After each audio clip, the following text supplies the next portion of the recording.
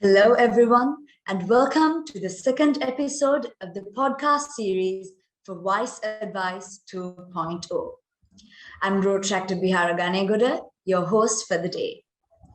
WiseAdvice 2.0, an initiative by the Road Track Club of the Faculty of Science, University of Colombo, is a project aimed at providing youngsters the necessary knowledge and advice to move forward in the field of science. This year, WiseAdvice is organized for the second consecutive time in collaboration with the Interact Clubs of Ananda College, Gautami Balika Vidyalaya, Mahanama College, St. Peter's College, Vihara Mahadevi Balika Vidyalaya, and Visakha Vidyalaya. And today with us, we have another proud product of the University of Colombo. Please let me introduce to you Mr. Rahul Kalubowila. Mr. Rahul Kalubowila is a consultant for McKinsey & Companies with industry experience in automation, data science, and financial services. He graduated from the University of Colombo with an honors degree in applied statistics. He is the recipient for the gold medal for the best student of the applied statistics. He has conference proceedings on financial statistics and holds certifications from Deep Learning AI and Stanford University. Mr. Rahul also holds a diploma in NET framework from NIIT New Delhi, India. He holds an advanced diploma in management accounting from SIMA, UK. Mr. Rahul is a proud product of Royal College, Colombo 7 and Delhi Public School, RK Peru. He has a broad sense of professional development from his work as a professional development director at the Road Track Club of the Faculty of Science. He has collaborated with HR recruiters of leading organizations to add value to the student body of the University of Colombo and the data science industry. He raises awareness on professional development and social media presence. In addition, he conducts workshops on the Python programming language. Mr. Rahul is a former oarsman and serves in his leisure time. So, dear ladies and gentlemen, please join me in welcoming our guest speaker for today, Mr. Rahul Kalubowila. Sir, I warmly welcome you to the second episode of our podcast series for WiseAdvice. Thank you. Thanks, Bihari. Thanks for the introduction. So, sir, to start off with today's session, let me first start off by asking this very common question that we all ask. Who is Rahul Kalubowila, and what in life made you the person you are today? And how impactful was your school and the university? How impactful was it towards your success in life in general? All right, so that is three questions loaded into one. So this is what we call, I guess that guys would know, right? This is a triple barrel question. We usually have a double barrel, but there are three questions here. If I talk about myself, I'm someone who's very much I'm very curious. I always like to learn new things. If you look at my portfolios, I have done stuff from different areas. So I don't try to limit myself. So that is also one of my weaknesses as well. So I get pretty bored with things as well after some time. So I need something new always. So I guess that's me. I'm someone who tries to learn basically. I'm a big fan of learning. And I guess the second question was impact, right? Impact from school and university. So basically, school and university is one's childhood plus, I guess, early youth, I guess. So if we talk about impact is a very strong word. So if I really think about it, during that period, most of my time was, spent on learning stuff, observing, right? Well, when I really started to make impact was maybe during my final year at uni or even after uni. So that's where I started applying what I learned. So what I can tell is it was a very good experience. For I've schooled in two countries, and and it was great experience. So I'm very agile. As I said, I love learning. So the impact was basically I learned a lot. I learned a lot. Because if you look at both my schools that I went to, that they're very diverse schools, and there was so much diversity, and there was so much openness, and so many things to learn. I don't think I have learned everything, but I tried my best. And even university, all the three institutes were actually the biggest institutes wherever I was in terms of scale. So learned as much as possible, but started making impact after school and university. What was the third question? So yeah, how impactful was your school and university in life, like with the success in Okay. So life that that was you the have second question, achieved? right? What about the third one? That's the question, So right? it's the same question actually. Okay. It's So I like, hope I yeah, answered. yeah, you Oh, did. Yes. So it was about, yeah, you did. So thank you. And also, so moving on to our next question. So this is a very common question that most of our students have, especially for those of us who are stepping into our higher studies right after our A levels. So a very common question that a lot of people have is, why science?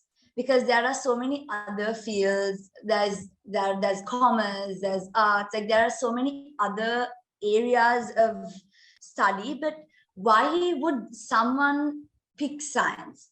Why science? Like, out of all the possible areas of interest, what made you pick science? And most importantly, statistics. sure. Okay. So I guess all the fields that you mentioned, commerce, arts, all of them are, noble fields.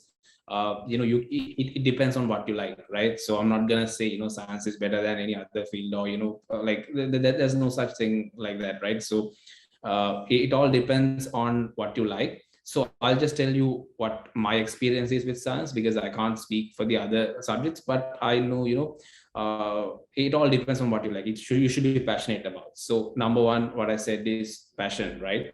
So I was, pretty much, I'm a very logical person. I'm not creative at all. People who know me kind of knows, I can't sing, I can't, draw. I'm the least creative person. So I kind of understood, arts is not my thing. Like, at least what I thought art was back then.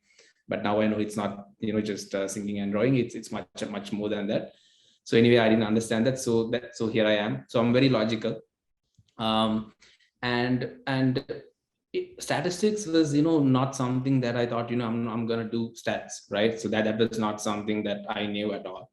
So this was something. So as I told you, I always keep learning, and I'm very agile, because I have always been, I've been in very different environments all my life. So I've never done the same thing, or never been at the same place also. So very much agile. And so after A levels, so we had this, so I did SIMA. So after A levels, so like, imagine, so I'm doing maths, and I just wanted to see, what the finance field is like, and I wanted to just try it out, right? So that's why I said there's no such thing as, you pick this subject. And so I did SIMA. And so we had this small chapter in E1, I guess. That's actually economics, the first stage, I guess. So there was this one chapter called big data. And basically it's also just a one page, I guess. It was not much. The lecture just skimmed through it, and I kind of thought, wow, like, data actually has an impact. It like, from that chapter I kind of understood, okay, this is going to be the future. Back then, but it was like, later only I understood it has already been a big thing. But for me, it was the first time I kind of got to know, okay, there are like some big implications, and you can do a lot of stuff with data. So by then, so that was before the results are released, right, for my A levels. So I kind of thought, okay, I'm gonna do something that's related to finance and math. So statistics is a good place for me to land. So I kind of thought, okay, I'm gonna apply to basically, I thought there was a Peradeniya stat degree as well, and then unfortunately, I had enough marks, barely enough marks to get into Colombo Uni, and so that's how I got into statistics. So, and what I can tell you is I really loved it. So if you are someone who wants to follow a certain career path, what I would say is just, I'm sure that you won't figure it out, but just go with your, intuition, your gut feeling, and you obviously know what you're good at, right? You definitely know what you're good at. Just follow that, and I mean, you will always create opportunities. Like that, there's no one stopping you. You will always find opportunities. I can like give examples, especially like, so I did a statistics degree, right? Back then, I just saw like this year's curriculum, and the stat department has DS subjects now, like data science subjects. But back then we didn't have DS. We did R, and it was mainly stat stuff. I mean, pure statistics, mathematicals, but a lot of maths. But so I always had this in mind, and during my second year, I kind of figured, I found out what machine learning is and what data science is, and I would just put in the effort. Whenever I had free time, I would go to the library and just work on whatever these online courses are, and I'll just check videos, and I'll just go to Google Colab and try to run code on Google Colab as well. And I would do these self-learning projects. All of those things I did because I kind of had a basic idea, like this is something that I can do. Like I didn't even know like if I will ever be able to apply it. Okay, because at that time, like I didn't even know there were companies that were doing all these things in Sri Lanka. But come 2 years, by the end of my 4th year, everyone was into this. And that was these projects that I did alone was the main reason why I got hired as well. And my combination of both statistics and finance is the reason why I was able to open many doors. So just don't be just think that, okay, if you're doing science, you just have to do maths or biology. Just try to find what drives you, what makes you passionate, what makes you want to wake up and just do stuff. So yeah, just make impact, like just start with something that you like. Yeah. And I'm just going to go with the point that you brought up during the answer. Could you explain a bit about the opportunities that we would have in Sri Lanka in terms of statistics and the related field? Because I feel like it's an upcoming field now, and a lot of people might want to know what opportunities we have here, especially in Sri Lanka, in terms of statistics and the data science field. Got it. That's a really good question, Barry. Like in terms of that, there are so many opportunities. I mean, right now, if you're doing statistics, man, I'm talking about from my experience. If you're doing statistics, I mean, the world is yours. You can just do almost anything, as long as you are kind of open. Because something that article madam, so she was our department head back then. So I remember our first linear regression class. Like, okay, what the first thing she told was like, if you're a statistician, you need to wear different hats. One day you'll be working with data on cancer, and the other day you'll be working on retail, and the next day you'll be working on something completely else. So just so just imagine, like from I'll talk from my experience. So if you are a statistician, that's just literally anything. I mean, the world is your oyster. You just find something, and I mean, there's no limit. And automation is now also related to statistics. And then if you have some finance knowledge, BA roles, especially business analyst roles, where you can start, in almost any company there are BA roles now, so you can start there. And if you go into more technical roles like data scientist, data engineer, there's so many. I mean, there's so much people hiring, and right now, like, we need good data scientists and data engineers. You just go on LinkedIn, there's always the vacancy for these kind of roles. Okay, and it's just, there's so many things to do. And when I started learning statistics, and I didn't even know that these companies would set up in Sri Lanka. But come 4 years now, now my current company also, it's just they started their operations 3 years back in Sri Lanka, and it's a great ride. So what I would say is, so many opportunities.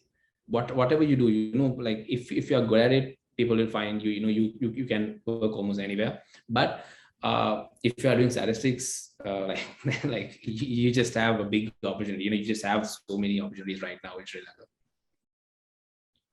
Thank you, sir. Hope that's clear. If you have like any questions on any specific roles, just ask me. I can give you more in depth.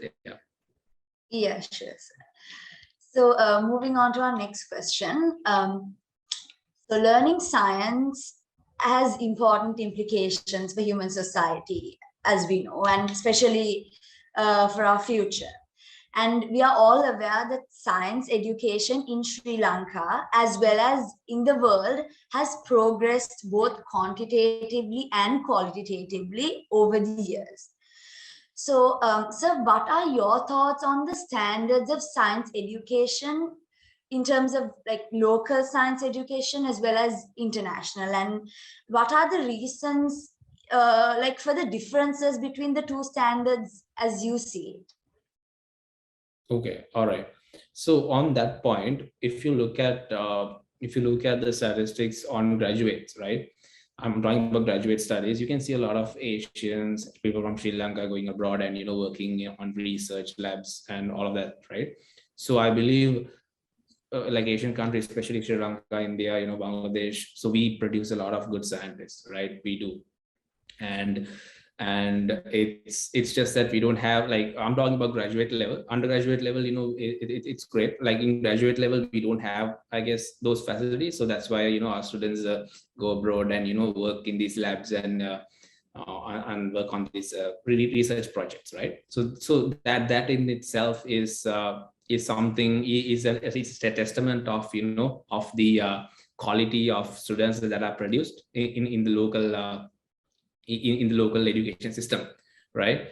So be it private universities or state universities, we have a great potential when it comes to that. Because what I believe is the Southeast Asian students are much more inclined to study science rather than other countries where they go with social sciences, life sciences, and financial fields, right?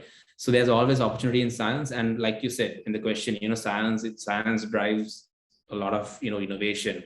At the end of the day, yes, all these fields are important, but science is where a lot of innovation happens. And even if you look at big finance companies, you can see a lot of people who are coming from mathematics and bio backgrounds.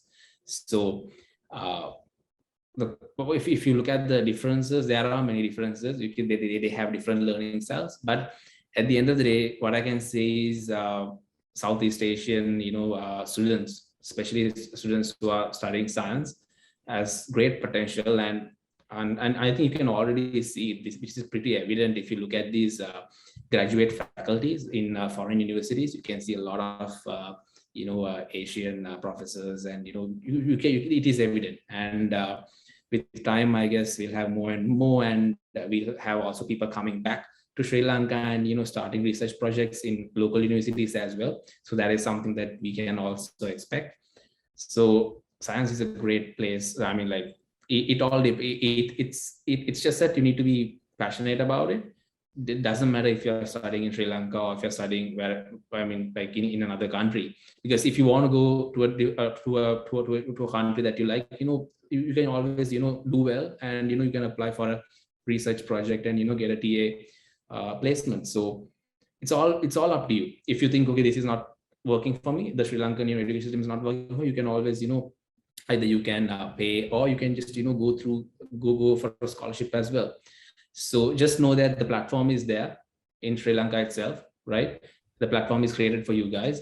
So if that is something, if that is your calling, okay, if academics is what you want to do, the door is open, and foreign universities, we have a good reputation as well. among in foreign universities, especially for our TAs. So yeah. So what I would say is, it's up to you. It's up to you guys to raise that standard, which is already set at at a high bar. Yes. And so as you spoke before, like being an expert in the field of data science, automation, and financial services, could you share with us your personal experiences, like how beneficial the degree was for you, like when you started your the jobs in the corporate world, and like the experiences that you had to go through in terms of like your corporate life. Cool. I'll actually talk something from my own company. Like I'll come to entrepreneurship as well, because since I've spoken a lot about corporates and the industry work, I'll give you two examples in both cases. So this is during my final year when I started a maritime company. And maritime is a field where there's a lot of documentation, right? There's a lot of documentation and there's a lot of manual paper, data entry. So I designed this automation system, which actually, so in my company, we had one person to do all this documentation because of the software, right? So our direct competitors would have, around 12 to 15 people who would do the same task. So that is the power. I mean, I was just a final year student. I didn't use, any, don't think that, this is a, big software, where, I kind of, did the whole programming, and, it was nothing. I just Googled stuff and, just put something together and, kind of automated some of the mundane, repetitive tasks. That way, you could just, I mean, it's just applying what you learn, right? I mean, or just Google, you just see this problem and just Google the problem and then you'll find. So that is something that you can do with automation. If there's a repetitive task, you can automate it. Okay, that's it's as simple as that. And then I'll come to another example that uses okay, so you guys, I don't know if all of you, I hope undergraduates and school children, right, will be listening to this, Bihari, right? Yes. Okay, yes. So some of you all might know clustering and some of you all might know linear regression. Just know that companies, blue chip companies, companies that are in retail and, companies that do a lot of these fancy stuff are still using those algorithms to do a lot of stuff. So it's just, don't think that, whatever you guys are learning is not used, we are using something, some PhD level stuff. No, it's pretty easy once you connect the dots, how everything kind of falls into place. So yeah, so automation is something that, because I can't go into that much detail on these projects, but what I can tell you is they are not rocket science. These are stuff that you guys can just Google these up, basically the algorithms and the techniques. It's just, connecting the dots. Okay, seeing the problem. Okay, so this is some place that I can use clustering. Okay, so I see these different types of customers. So why don't I cluster them and see what is their spend, and and try to bring some of the low performing members in a cluster to the high performing members, right? So simple stuff like that, which can actually increase the ROI of a project or an SKU. So that's that is the stuff that you guys can do.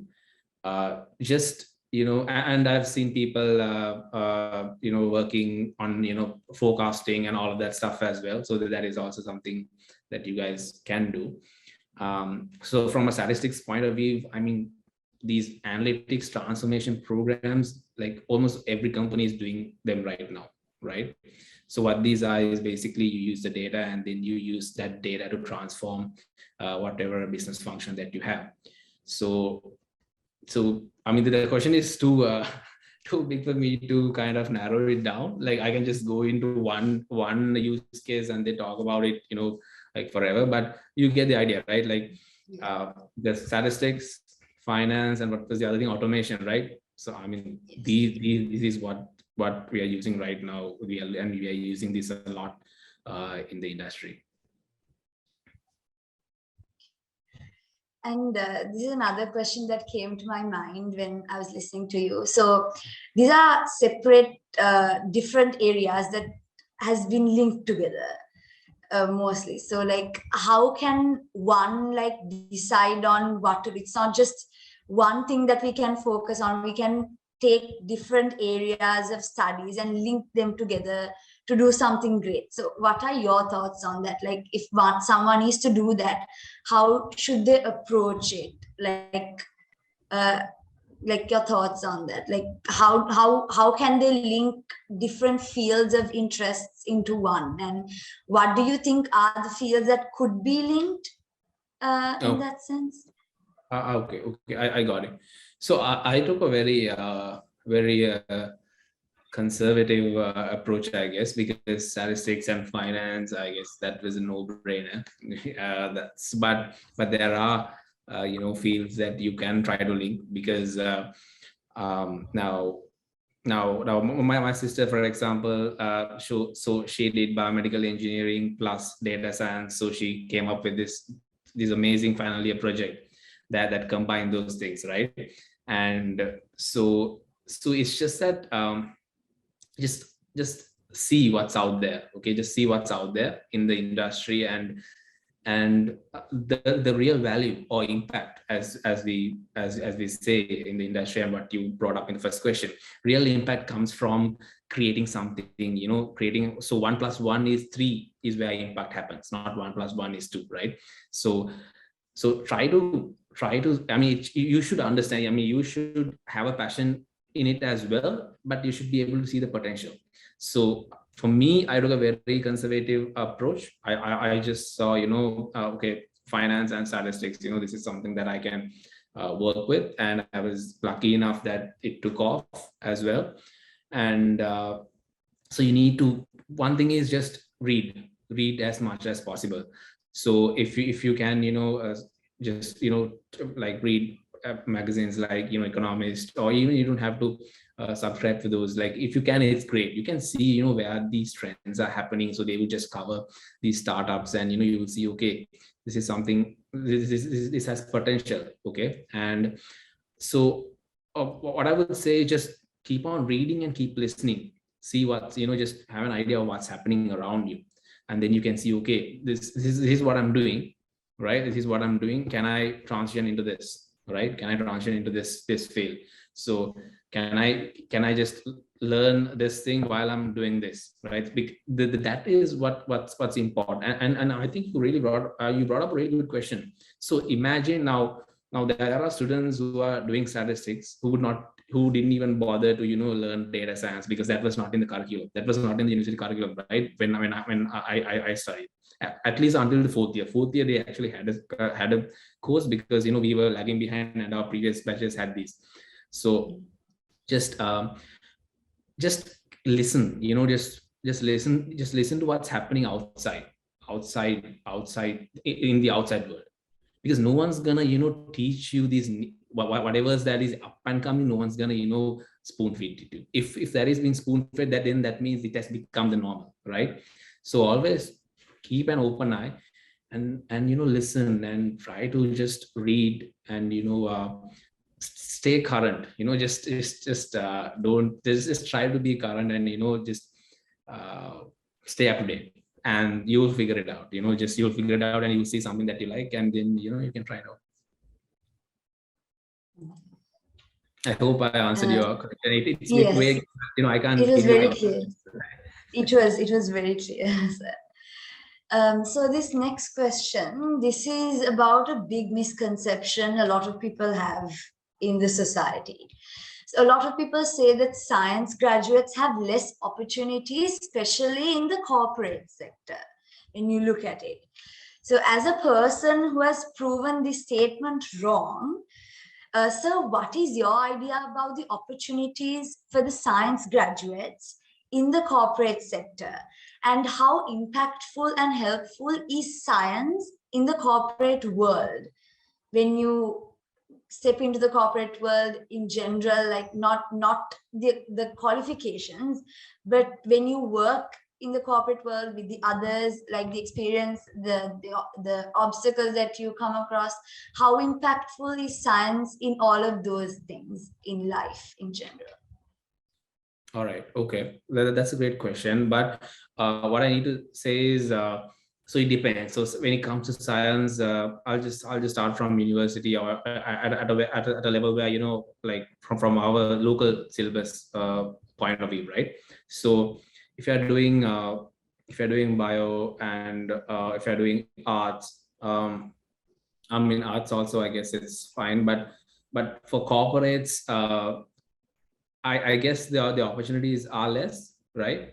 The opportunities are less, but it depends, because if you look at all the, like, statistically speaking, the number of opportunities will be less, right? But they can join these jobs, right? It's not that they can't do this job, but it's not related to what they have, what they learned. But maybe in Sri Lanka they won't have these opportunities, but that doesn't mean that these opportunities are not there. The opportunities are there, especially if you look at the graduates. I mean, our graduates who are going abroad, majority of them are people who have done arts and bio, right? Who are coming from that background, because they have so many opportunities abroad. Because if you look at pharma and all these labs, because you can't do much research here, so it's understood. So they can actually, go abroad and work, because the opportunities are there, right? But it depends on the industry as well. In Sri Lanka, they do have opportunities for these fields as well, but they are not as rewarding or lucrative, I would say, right? That is what I believe is the case for biology students. But it doesn't mean that there aren't labs that actually work here, that are paying good, and that are rewarding as well. But for them, I would say, the opportunity is there. Like, you guys can work abroad, and now with the current context, I mean, I'm sure people would love to explore that path, right? So that is there.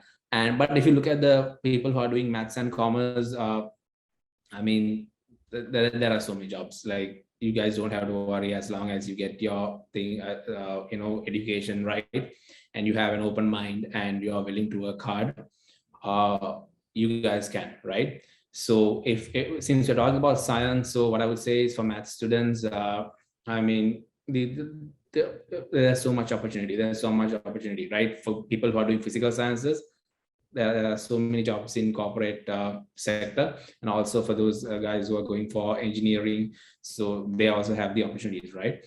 And so they can work in Sri Lanka, right? They have corporate opportunities in Sri Lanka. But for biology students, they have so much opportunity outside Sri Lanka as well as in Sri Lanka, but I guess people prefer to go abroad for some reason. And so this is also something that is really very rewarding to people, and I hope that all the people who are going abroad will come back one day and start their own companies here, so that our students can also join them straight away. And so another question that came to my mind was, like, if someone is looking forward to join the corporate world after doing sciences, what are the most suitable subjects that they should learn? Like, what are the most beneficial in the corporate world? Okay, all right. That's a good question. So I would say a little bit of programming, whatever you do. It doesn't matter if you're doing biology, whatever, even if it's commerce, it's arts. If you guys can do a bit of coding, at least if you understand how coding happens, that would help you guys a lot. I mean, I'm sure like, especially for bio students, like, and the other thing is a bit of statistics. So I'm not talking, a little bit of statistics, knowledge in statistics will go a long way. Okay, especially for bio students. I mean, you guys will probably understand by the fourth year when you try to do your research how important statistics is. So just it's very good to have. So programming, statistics is very good, and financial and financial knowledge is also good. I'm not talking about accounts in like hardcore accounts, but general finance. These are good things that you should have in your arsenal, right? at least personal finance is something one should really look into and learn. Yes, so I guess those are the three things that I would say someone should learn, and also language. Like wherever you go, English is the de facto language that is used, right, in corporates or in academics, right? So invest time on English. If you are poor in English, just put in the effort, and just take small steps. It's not gonna happen overnight. Just put in that effort, and these are some of the skills that you will be utilizing every day in your life. These are not just some hard skills that you just learn and forget.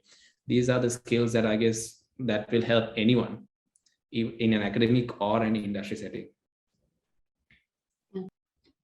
Okay, so sir, the next question we have for you is, as university students, we are given this opportunity to choose between research-oriented degrees as well as industry-oriented degrees. We would like to know how these two degrees differ from one another, and what are the factors that as a student we should consider before deciding which degree we should go for. Okay, cool. Got it. So basically how they differ is mainly on the research, right? So in the academic degree, you have more focus for the research. So you have high credit weightage for the final year research, while in the industry degree, it's split between the research and your industry research, right? So that is a difference. Well, and also another difference is most of the subjects in the industry related degree are application oriented, where you will be learning how these theories are utilized in an applied way, while in the academic degree they focus more on the theories, right? And the second question was, how should one pick, right? So there's no such thing. So if you are someone who loves to learn, who wants to know how things work, and also is someone who wants to know how things work and likes a bigger challenge, I would say go with the academic degree, because you can either go in the academic path or in the industry path, right? It doesn't matter, but it's gonna be a bit tough, but it's good because you kind of learn what the theories are behind, right? But if you look at the industry degree, where we do a lot of applied stuff, where we don't dig that deep into theories, so it is a bit easier, I would say. But that doesn't mean that you can you can make it hard for yourself. Right? As I said, I did an industry degree where I pushed myself to learn more. I was doing the applied stuff while doing learning the theories as well, because you have an amazing faculty, which whatever university you go, I'm pretty sure the faculty will always be there to help you out. So just, it doesn't matter, but just understand that that in an academic degree you will be kind of expected to learn theories behind, while in the industry degree you'll be learning more of the applications of those theories, rather than trying to go dig deep into the theories. So it's up to you. Just pick whatever you like and just go with it. And it doesn't mean that if you're doing industry you have to go to industry. There's no such thing. There are people who have done industry degrees and who are abroad. Like I have friends, one of my closest friends, he just left last week. No, sorry, that was last month. He left to do a graduate degree. So he did applied statistics here, but he's not in the industry right now. So and I have friends who did academic degrees and are in industry. So it's your calling, but know what the degree offers you. So if you feel like, okay, this is something that I want to do, it's great. But if you haven't figured out, don't worry, go to whatever comes, because especially for state uni students, sometimes, it's just you apply and, you get the best, and it's fine. Don't think that will limit you in any way.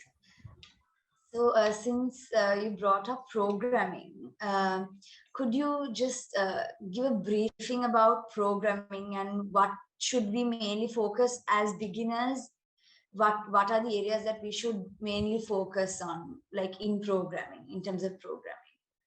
Okay, especially just try to look into analytics, just because if you are just looking from a purely data point of view, just look into Python, and that will be enough. Like if you're a science student, just look into R and Python. You can just you just need the data tools like to get some start.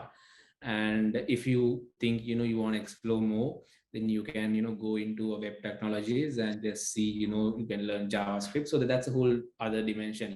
Then you are like moving more into software engineering. So a good place to start is just learn the logics.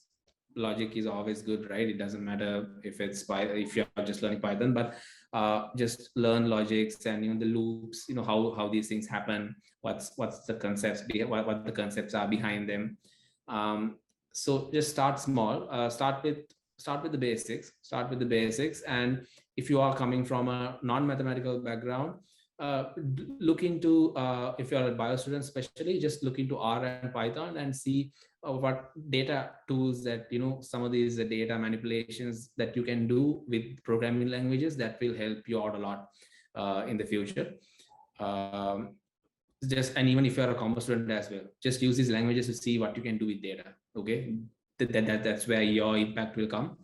And if you are someone who loves programming, just start with the basics, with the loops and logics. And then if you feel like, okay, this is something that I want to do, start with the web technologies, learn JavaScript, and you're on your way to a software engineer basically. Okay. So you can stop wherever you want. Okay, thank you. So this next question, sir, it's a question that it's a doubt that a lot of people have. So after our bachelors, we can do our MScs and our PhDs. And can you do a small briefing about what an MSc is or what a PhD is, and also can we immediately go into our PhDs? Can we start reading for our PhD immediately after our bachelor's? So how does that work? Could you Okay, so I'm someone who's in the industry, right? But I can give you information as well. I'll come to that. But from my perspective, I'm going in a different path, right? But to answer your question, yes, you can start straight for PhDs. Like I said, the TA is basically teaching assistant. So this is actually a role in universities where undergraduates can apply for, right? And you'll be working with a professor. You'll be working with that professor's team, and basically this is a PhD where you can do right after your bachelor's. Okay, there's no one stopping you there. So I have a lot of friends who have applied for that and are now will be leaving this August, and some who have already left, right? So this is a paid position, by the way. So you'll be paid by the university as well, because basically you will be, in addition to your PhD, you'll be also like what we have demonstrators, right? So you'll be doing those job roles as well, where you'll be helping out with youths, and so it depends on university, right? So it is basically a full-time job plus a PhD, right? So that is a path that you guys can go. Right after bachelor's, you can apply for that, and then by the end of it, you'll have a PhD, right? So that's that. And masters also, there are many masters that do give scholarships, but it is a bit competitive, because universities try to make the masters also. So PhD is somewhere you give a lot of scholarships, and bachelor's is where you don't give scholarships, right? Like least. So masters comes in between. So there are programs that actually do give scholarships as well. I have one of my good friends actually left, who got a scholarship for an MSc. So it is there, but the scholarship opportunities are a bit less than for the PhD. So, but the time constraint is less, right? For MSc is maximum, I guess, 2 years. So if that's something that you guys would love to do, that is the path that you guys can go to, and then yeah. And so those are the paths, I guess, that a science student, someone who loves science, can go through. Yeah, I hope was that Was that clear? Or Yes. So because for me, and you know, especially if you guys are in university, by fourth year you will know what exams you all have to do. So it depends on the region, TOEFL, IELTS, and you know, all that stuff. So those are very technical. uh, so if so to answer your question, yes, you can go to a PhD after bachelor's. There's nothing stopping you from that. Yeah. so is there a difference, like if you follow your go through the processes like your bachelor's, your MScs, and your PhDs, and then some could immediately go to their start reading for their PhD? Is there a difference between the two? Like, Well, it depends, right? So some PhDs, they have 5-year PhDs, right? And then you have, if you do the MSc and then if you go for the PhD, it will be 3 years. So that altogether it will be 5, right? And the other thing is sometimes what happens is people who go for the MScs, after the MScs, they kind of stop wanting to, you know, go for that next year, and then they go for the job, right? So, and especially if someone who wants to work abroad, right? So that then I guess MSc is also a good way where you don't have to invest five full years, and you can go into a corporate sector as well, right? So it depends. It depends on what your goals are, and also it depends on the university. So some universities they allow this, but in some universities it's different. But in most cases, what I see is people going for the direct PhD approach. But I have friends who are in MSc as well. But when I talk to them, most of their goals are not to do a PhD. Their goals are to, after the MSc, to actually get a job in their respective field. and this other question is, sir, you're a person with a lot of additional qualifications like SIMA and all of those. So how beneficial are those in the corporate sector?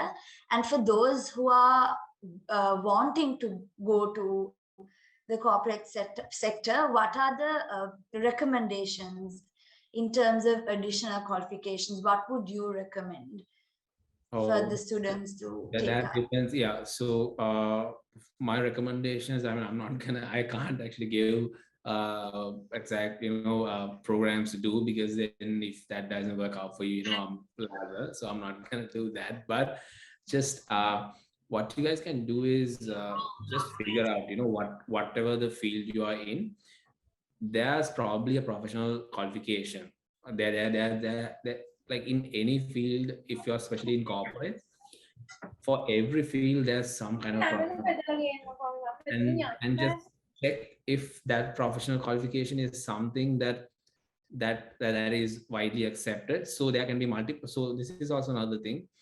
So there can be multiple professional qualifications for a single job, okay, for a single field. So you need to understand, and one qualification might be very well respected in a country, but it might not be respected very well, you know, accepted in a different country. So that is another thing that you need to factor in when you are doing a professional qualification. And also the time period, and whether you really like the subject, and is it worthwhile for you, right? So just check those things: credibility, and is it something that is accepted in your current country, and also countries that you're going to go and work in. It's always a nice to have. Okay, professional qualifications are it's a nice to have, you know. It's not mandatory, but it's good to have, you know. It shows that you have put in extra effort, and that is something that people respect a lot, especially in corporates, because if you are because they know that you are very busy, but still you took time during your weekends to, you know, work on to improve yourself, to learn, because you haven't stopped learning, right? So that which means that you're always learning. So it's a nice to have, and it's very well accepted in the corporates. But it doesn't mean that if you don't have these things, no one's gonna hire you. No, that's not the case. It's something that shows that you have put extra effort. Extra effort is always, you know, very well received. Yes. And this next question, it's a bit of a deviation from what we've been discussing so far. As a person who has been in the road track club of the university, as one of the professional development directors, and also as a former oarsman, how have these extracurricular activities helped you in terms of your academic, like, because there is like a lot of people who come to the university, at least most of them, they think that they should only focus on their academics, get a good GPA, and then go on ahead with what they have to do. But something that we've seen in our seniors, and when we look at professionals, they have balanced both sides. And how impactful was this extracurricular activities that you did in university to your academics? Two things, Bihari, on that: burnout, and the other thing is tunnel vision. So extracurriculars are something that you will really admire with time. So it's always good to have something that you can just be in zone with, things that are not your main work stream, right? Because sometimes we get involved with our work so much that we just get completely like completely smothered by it, and we are just seeing this one thing, right?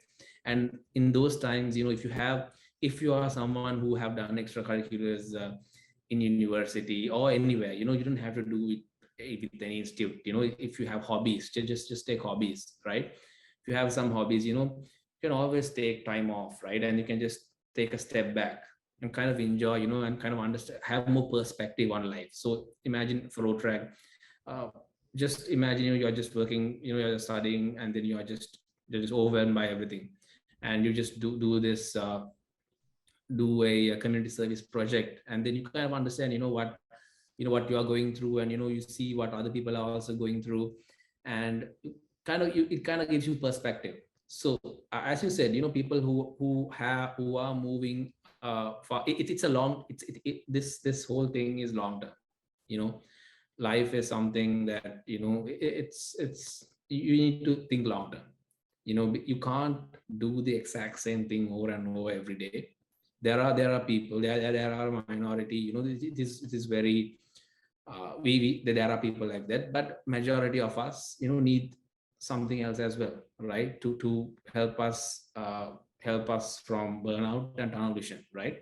So think about this, just if you are someone who doesn't have hobbies, if you're someone who doesn't have this getaway, extracurriculars are a great thing, because some of the things that I did at university and even before that, I've been doing them even now as well. So fitness is something that I'm always passionate about. And whenever I feel stressed out, I would just work out and try to get in zone. And surfing has always helped me. I try to go at least once a month, because when I'm at sea, there's nothing else. I don't no thoughts come into my mind, right? Like I feel free. So these are things that will reward you. Like first, like if you're thinking extracurriculars as a burden, it will be at first, but with time you'll understand why you are doing this. And what I would say is just to be a balanced person, right? To be a balanced person, and your mind needs new experiences. So I guess extracurriculars are a great way that universities and schools kind of puts you to it. And afterwards, where you kind of if where you should continue. So just like that is my next biggest advice for you guys. Once you stop university, just don't stop all of this, right? Try find a way to hang on to this, and because it'll help you, because it's long term. Everything adds up at the end. Yes. On an ending note, what advice do you have for our listeners, and especially for the undergraduates and those who are about to start their higher education? Right. Okay. Okay. Three things basically: studies, super important. No matter what anyone tells you, studies are very important, right? Because studies will teach you persistence. The reason why top firms hire toppers is because the tasks that you'll have to do at the end of the day, 80% of them are mundane tasks, right? But a topper is someone who will study not only the subjects that he or she likes, but he or she puts in that effort to deliver to all subjects alike. So this is something that's very important. It doesn't matter if you're an entrepreneur, it doesn't matter if you're in corporates, even if you're in academics. Trust me, like I've been in all three, and you have to do repetitive tasks, right? But so you need to have that persistence. So try to do well in studies. This will kind of groom you into that. Number two is what you said, extracurriculars, right? Extracurriculars will, I'm not going to repeat. Basically, it will help you with uh, it will help you with what tunnel vision, and also burnout, right? So these are like common terms that you see a lot in, after you graduate. People who are working, these are common things that can be easily avoided if you have an outlet, right? So not gonna go much detail into extracurriculars. And number three is relationships. So there are two types of relationships one can do, or one may have at uni and school. Basically, we have the relationship with our teachers, right? Faculty members. This kind of relationship will groom you for mentor-mentee relationships that are about to come after university. So have those relationships, whenever, if you're in school, have relationships, have good relationships with your teachers. And when you're in university, have good relationship with your lecturers. It will go a long way, and you kind of understand how to build mentors, and find mentors as well, right? And the other type of relationship is basically your friends, right? So this is very important, because you can't do all of this alone in the world. So basically you need to be open, and you need to be listening and caring for others as well, not just for yourself. So, and you'll also kind of get a feeling of how well you're also received in society, right? So try to have like, I'm not asking you guys to be friends with everyone, but try to just have a conversation and be a pleasant person to others as well. So make sure that friends are also a big part of your life. So those three things are very important. Just focus on those three. Rate yourself on a scale of 1 to 10. If you're in your first semester, just start off, see where you are in these three aspects, and just see, okay, I need to improve on this area in my life, right? And just and with time, and you don't have to make big changes, as I always say, small changes, but with time you'll be where you want to be. So that's my advice. Just focus on what's important. And that's great advice coming from you, sir. And with that, we have come to the end of today's episode.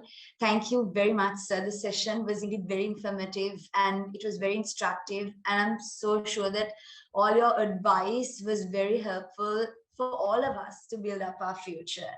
And it was such a great pleasure having you with us today. And thank you for your valuable time and all the expertise that you shared with us today. And we thank you on behalf of the Road Track Club of the Faculty of Science, University of Colombo, and all our listeners. And we wish you all the very best for your future endeavors, sir. And a special thank goes out to our listeners who joined us. Hope you gained something out of today's session. Thank you very much. And thank you for joining us. Goodbye and stay safe.